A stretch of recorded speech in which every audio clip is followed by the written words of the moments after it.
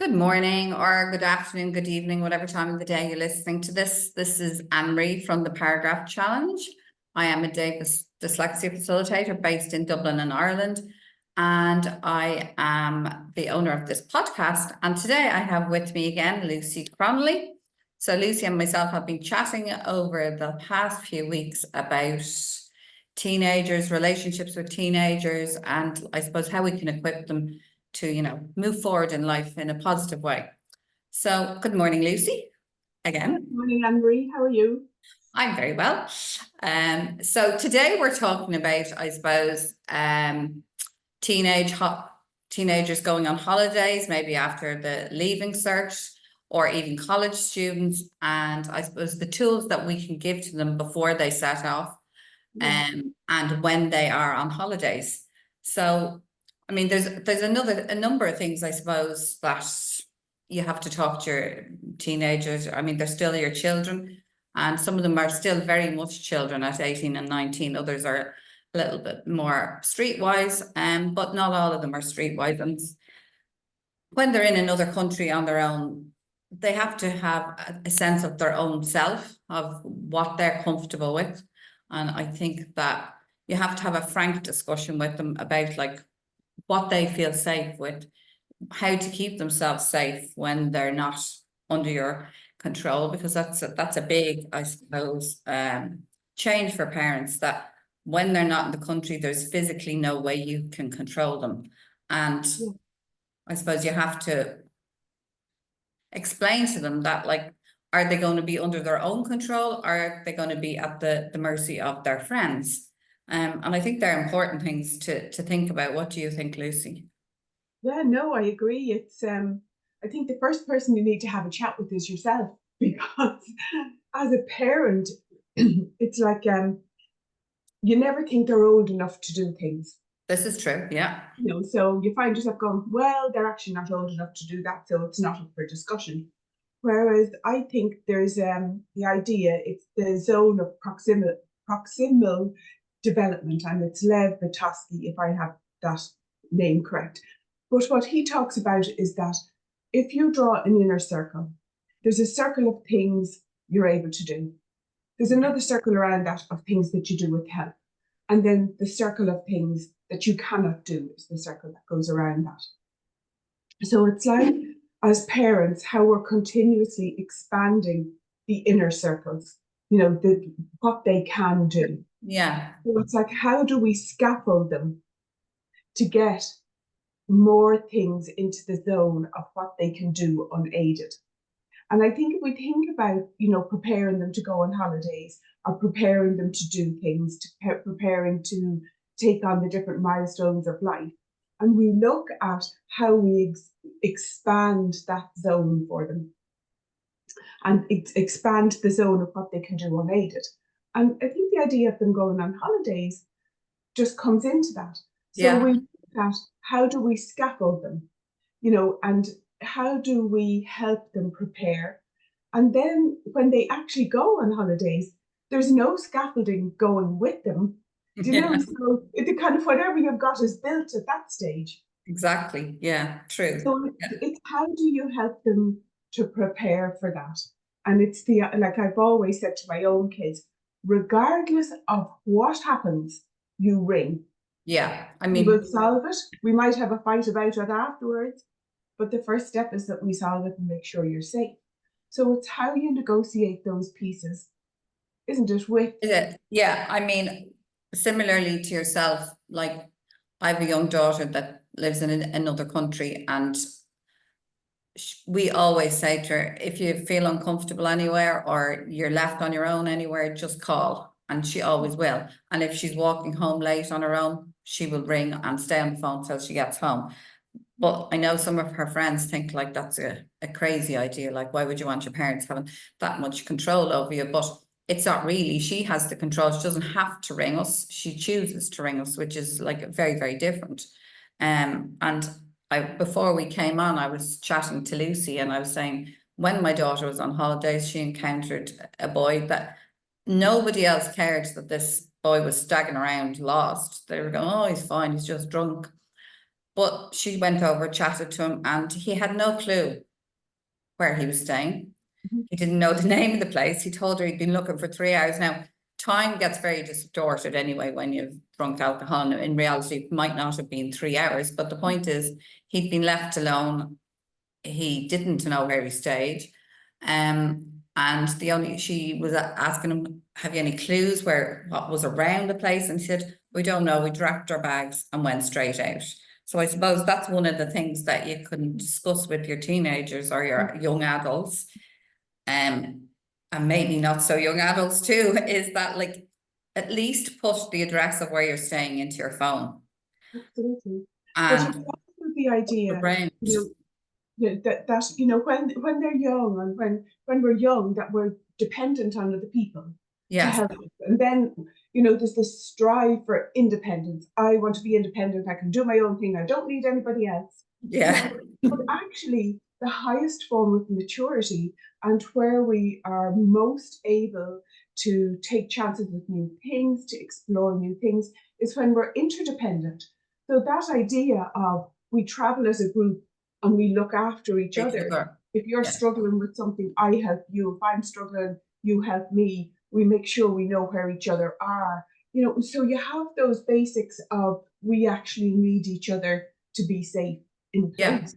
I mean, absolutely. I mean, as an adult, if I was lost, you'd just ask somebody, and I'd probably be terrified if I was lost for 3 hours and couldn't find my hotel. Like you'd start to panic. Whereas, like you said, teenagers are like, oh yeah. I mean, if I know a couple of people who have come home, not my own children, but I know teenagers who've gone on holidays with the group and they weren't equipped for I suppose, the dynamics of the group, the peer pressure they were going to feel, the sense of isolation that, oh, well, I've nobody to tell my friends that that's not right and they can't do it.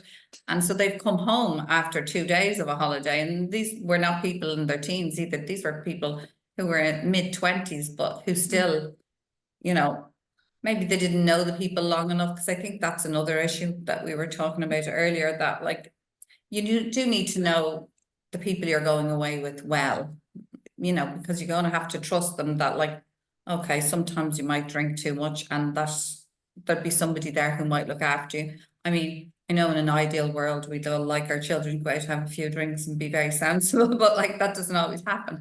And so some nights one person might be a bit silly and another night their friends will make sure that they get home safe. But I think before you go out, you have to have a set of rules or agreements with your friends that like, this is what we're going to do. We're not going to be unsafe and just go off like one person on their own and not tell their friends where they're going, Like the people that there's an app on your phone that you can track where people are. Yeah, So my kids use that, and my husband and me use it.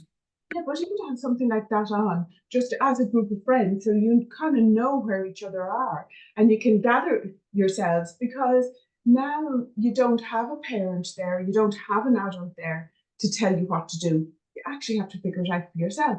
But in reality, the majority of the time, young people have experienced how you negotiate your way to a safe place, how you negotiate your way through something difficult, because they've seen example after example after example of it from parents. But sometimes it's a you kind of don't want to be the buddy and you don't want to be the parent and you don't want to this, that, and the other. Yeah. But then you need to actually manage your time safely wherever you are. So it's how you do that. Yeah. And that I've always said to young people, the only person whose arms and legs and mouth you're responsible for is your own. So you need to make sure that you are responsible really for yourself first and foremost. Absolutely. In how you behave and not get pulled into things, but then how you can extend that out to look after other people, but not at a cost to your own safety. No, definitely not. No. So that idea of peer pressure, I think, can be a difficult one. And peer pressure can be a wonderful thing, because peer pressure can give us courage and bravery to step into something new and exciting when we're a little bit reluctant. But the flip side of it is a stupid idea can come up. Yeah. I mean, and that's not limited to teenagers. No, it's absolutely not. Plenty of adults. Oh, absolutely. We're all a party to that by times, Yeah. But I So think age does give you a different perception. So even if you do stupid things, I suppose you have more tools and life experience to figure out how can I get out of this safely, without getting, too involved. Whereas when and it's you're like Thomas Edison said, I haven't failed. I've just found 10,000 ways of doing things that shouldn't be done. So exactly, it is about like making mistakes, but and having fun and learning new things and learning from making mistakes. But there are basics as well, like knowing where you're staying. That's so yes, crucial, isn't it? Yeah. be able to kind of track where your friends are. So one of your pals doesn't show up within a very short space of time, you can start to figure out, well, they're not in the group. Yeah, I know, because I mean, that's one of the things one of my students was saying. He'd been on holidays and one person went missing, and the only person concerned was him. The rest of the group were going, oh yeah, he's 21, he'd be fine, blah, blah, blah. But like, we know from past experience, from like, there's been a lot of bad incidents in recent years of teenagers going away and their friends not worrying about them, thinking, well, they are 20 or they are 18 or 19 or whatever age they may be. That's back to the idea of independence. Yeah. So like, well, I'm independent and I'm 21. Well, yes, you are, but you're never going to be completely independent from everybody else in the world.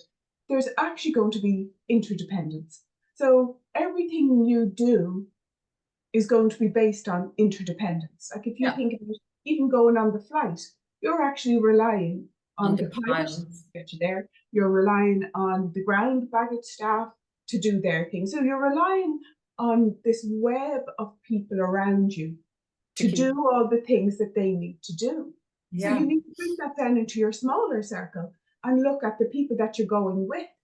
What are your expectations of each other in terms of keeping yourselves safe? Yeah, because I mean, I suppose there's some people who are, I suppose, natural leaders and who kind of move into the parenting role.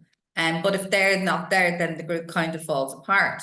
And then there's some people who are naturally bad at directions, like dyslexic people. So like make sure they have something in their phone if they do get separated. And if you do get separated, have an agreement of like, will you meet somewhere or will you just go straight home or will you try call each other? I suppose thinking about the what ifs, because there's always what ifs. And like when I used to go out with my kids, I would say, well, I was paranoid, but I would always try to hold their hand, but my son was a devil. Like in pennies, he'd hide under the clothes racks on me, and and then sweat would be bumping off, and then he'd jump out. I mean, boo! Like, but I suppose having an agreement of what you're going to do if you do get separated is always something. I went with a group of women, older women, down to an event in the Curragh recently, and even we're all in our 50s, and when we got there, what we did was we said, now, we'll all stay inside. We won't leave without each other. We won't go past the barriers. We'll meet here at 10 to 10 tonight if we get lost. If anybody gets lost and they're worried about such and such, ring this number and we'd all reconvene. So it's not like it's something that's confined to teenagers. It's actually traveling in groups. Traveling in groups, yeah, absolutely, absolutely. And I suppose the other thing that, I mean, you have to think about when you're going away is feeding yourself, because most teenagers don't naturally feed themselves, might even hot noodle or something. But I know from past experience and listening to people, they save their money for enjoying themselves and alcohol and forget that like their brain's not going to function very well if they don't eat, and you don't enjoy yourself very much. You get like too tired, and so it's not just all about like alcohol. There's water safety, because that's another big issue when kids are away, especially if they've been up all night, out all night, and then they might go straight to the beach, like there is a number of things. You can spiral, can't you, into the worries. You can spiral into the sun safety, going out in the waves, having a few drinks and all those different things. Like even I was listening to somebody on the radio there last week, and they were saying dermatologists have now are now saying that your chances of getting burned are much higher if you have alcohol in your system. Right, So, yeah. you know, when a parent hears that, you're going, oh, another thing to add to the list of the what can go wrong. You know, so it's And skin cancer apparently is the leading form of cancer in Ireland. Not that I don't want to drag this into like yeah, a no, doom and gloom scenario, but I exactly. mean, But it's all the things you can worry about, isn't it? yeah, you can So, really pile it on. So I yeah, suppose you it's can. it's thinking of, I mean, I would only be more concerned about going into the water when you've alcohol that you might drown. That's the standpoint I would be looking at it from, like the basics. Being able to get yourself home safely, like we said, and feeding yourself, because like food is important. And dehydration in the sun, if you have been out drinking, like drink a pile of water or something, you know, to get, or That, else go to bed and sleep, because a lot of them don't bother, you know, they just go straight out. And I mean, I was able to stay up for hours when I was younger, but not as interesting now. but We it's all like back to enjoying that idea. ourselves. Yeah, isn't it back to that idea though that we talked about before? You know, kind of us as parents standing in one corner, and all we see is the oh, wear sunscreen. No, don't do this. Don't go out into the sand. You know, be careful of waves. Be careful of rips in the sand. Be careful of Yeah, all these different things. Be careful. Be careful. Be careful. Don't do this. Don't do that. We have a big list, and then in the other corner is our teenager going, oh, the I'm going to do adventure, that. the I'm going to, excitement. Yeah, the yeah, excitement. I can't wait. But somehow we have to kind of pool the excitement and the concern and the worry and have a conversation sure. about the two things. Where And you as can, parents, we have to get out of the way to let them absolutely, go yeah, and have their adventure. yeah, And then they need to look at how they take on the responsibility for the adventure they're going on. yeah, So it's about those conversations that are not just a big list of our worries, but actually a negotiation piece. yeah, And it is to negotiable. also feel the excitement for them of the adventure that they're going No, on. because I mean, I love going on holidays and I've always loved going on holidays. And I don't think my parents worried about me that much because we didn't have mobile phones. And so you had far less control really, because I remember the first time I went on holidays with my husband, I think it was before I got married, 21 or something. And the minute the plane landed, he goes, I have to ring my parents. And I was going, why? It's because they said I didn't ask. I'd gone on holidays the year before with my friends to the States. And he said, well, your parents don't expect you to. And I said, no, they'll know that, like, you know, I'm capable of looking after myself, because like we had quite strict rules growing up. But my dad was always like, when you're 18, like you are an adult, you're responsible for yourself. And like the expectation, I knew what expectations he had. So if someone rang him and said, Anne-Marie's in prison, there'd be desolation. So he didn't really, I don't think he worried. I don't think he did. So I rang my parents anyway, and they're like, oh, hi. I said, no, just letting you know I landed safely. Okay, great. Enjoy your holiday. I'll see you in 2 weeks.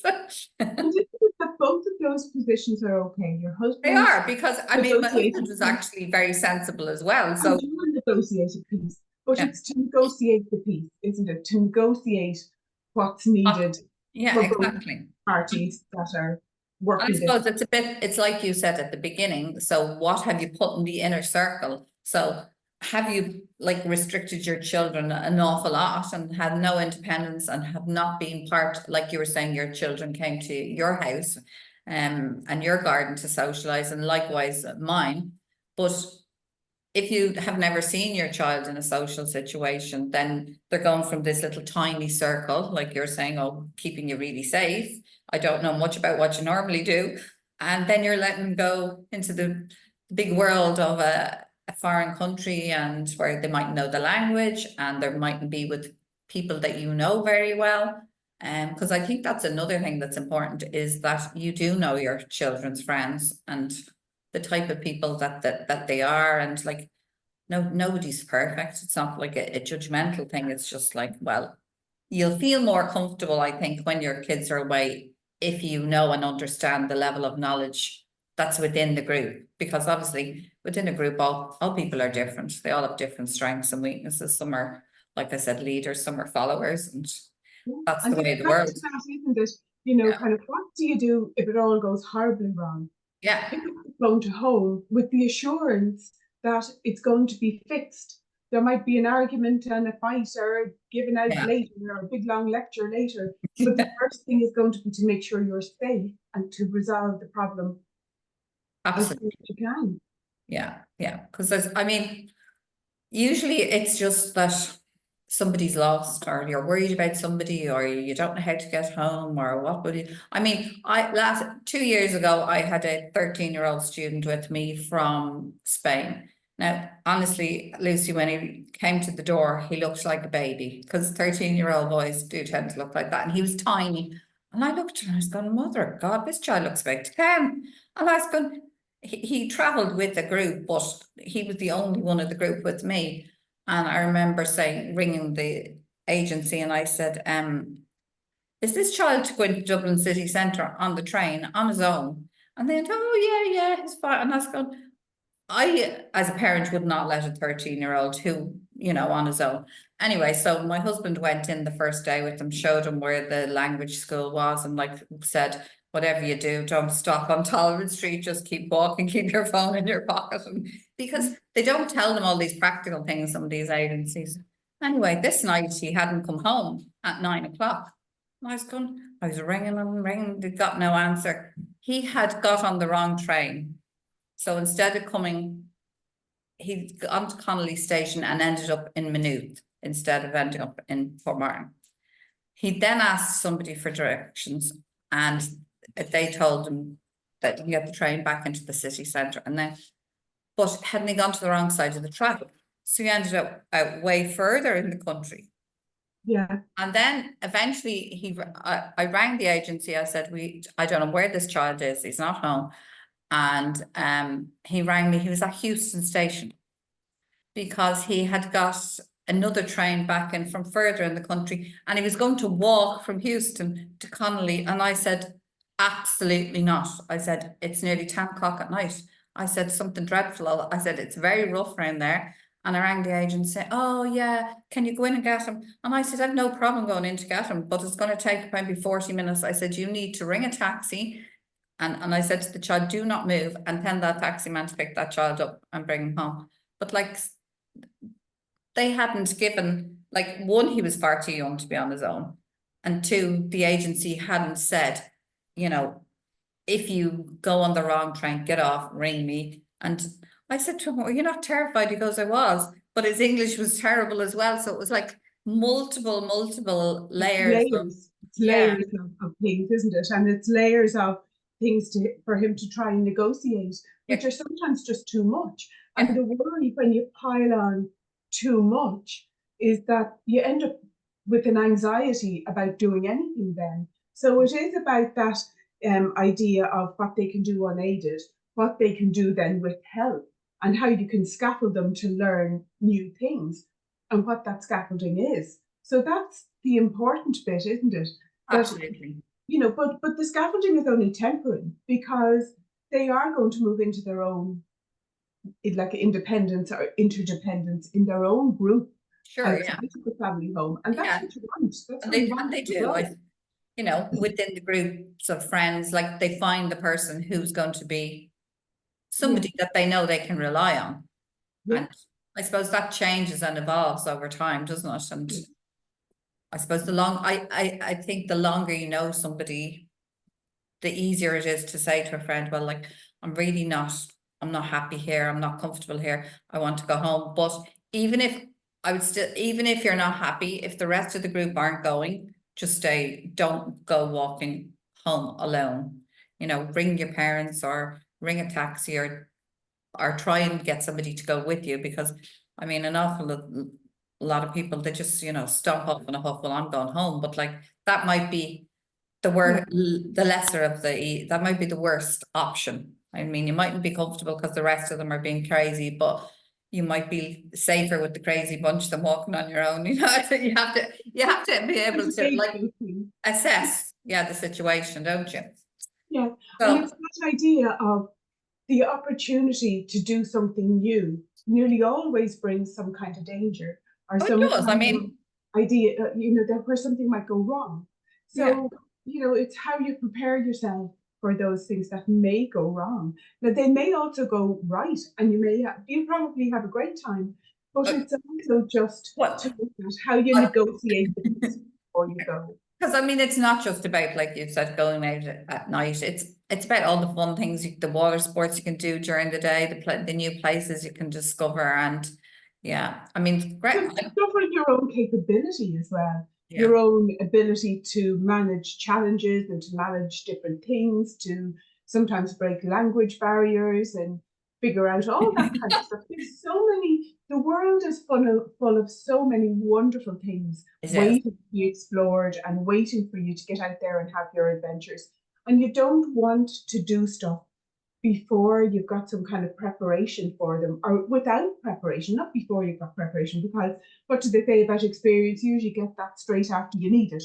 Yeah, it's true. So Yeah, it's like, how do you have the bones of an agreement around what you do if things go wrong? How you keep yourself safe, how you look out for each other, how you do those different things away from the supports that you have at home. And yeah, that's such a wonderful learning experience as well. This sense of, I can do this, the sense of independence, the sense of gathering your wisdom around how you move forward in your life. It's also about how you connect with different friends around sharing the same values. So you absolutely. Yeah, discover in your friend group who kind of shares the same values as you sometimes, and yeah. have a thing like that. So there's so many wonderful things.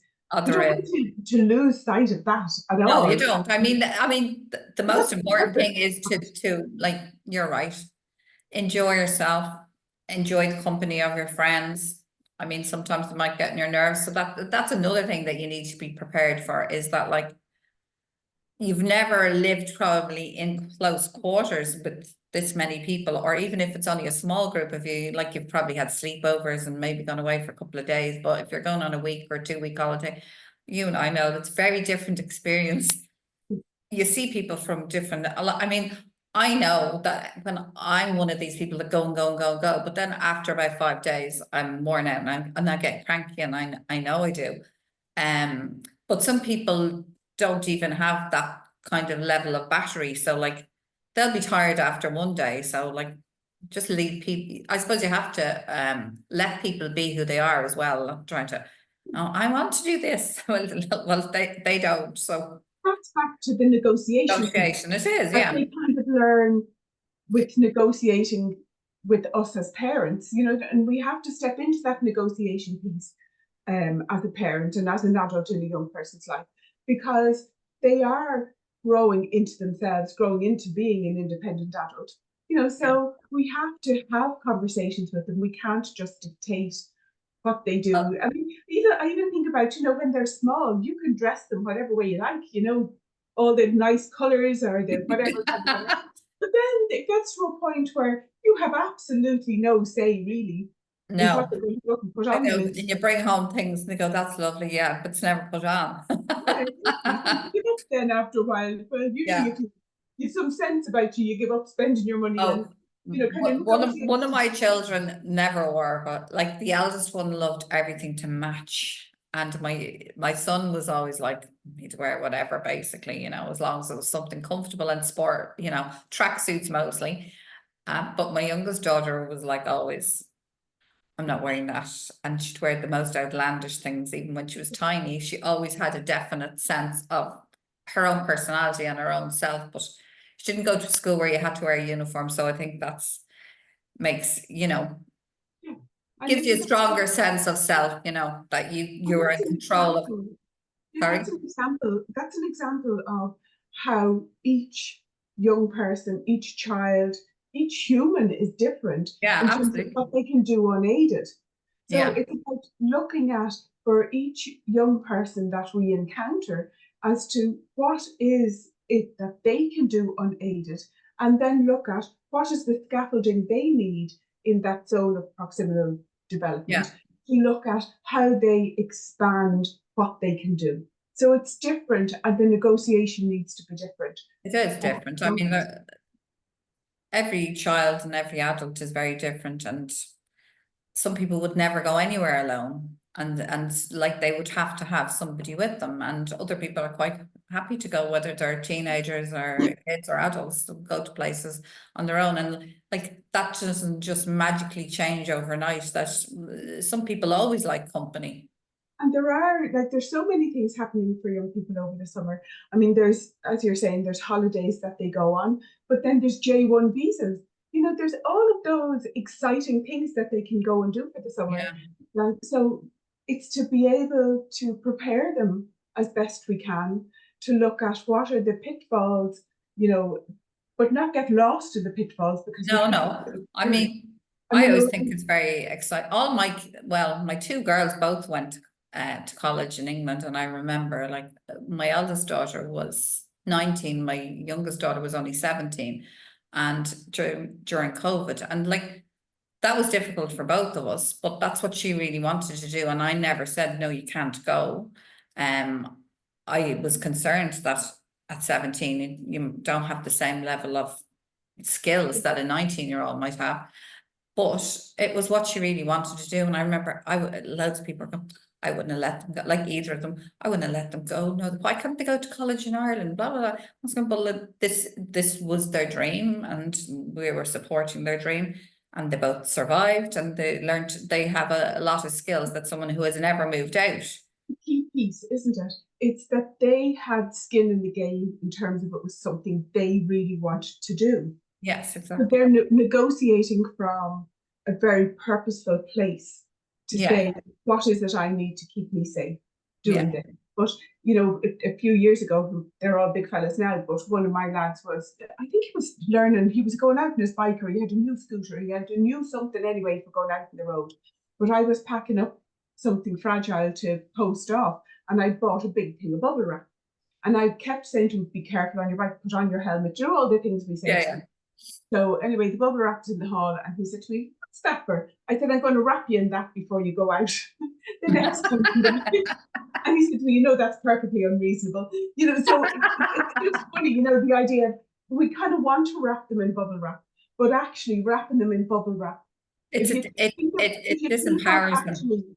Yeah, if you think of, I wrap somebody in bubble wrap and then send them out on a bike, they're more danger to themselves. In bubble wrap. It's that we kind of have to not wrap them in bubble wrap physically or emotionally. But we need to prepare them as best we can. Right. It was lovely chatting to you again, Lucy, and I hope people found it beneficial. And I hope everybody enjoys the summer adventure. Absolutely. Well, I mean, I'm doing a lot of work, but I'm planning on enjoying myself as well.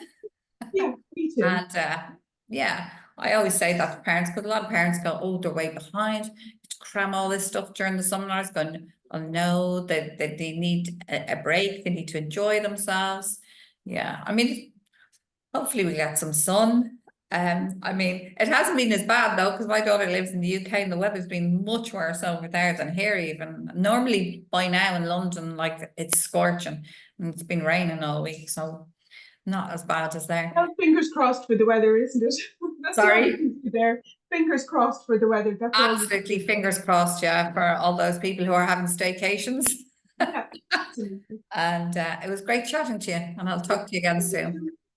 Take care. Bye, Lucy. Bye, Emery.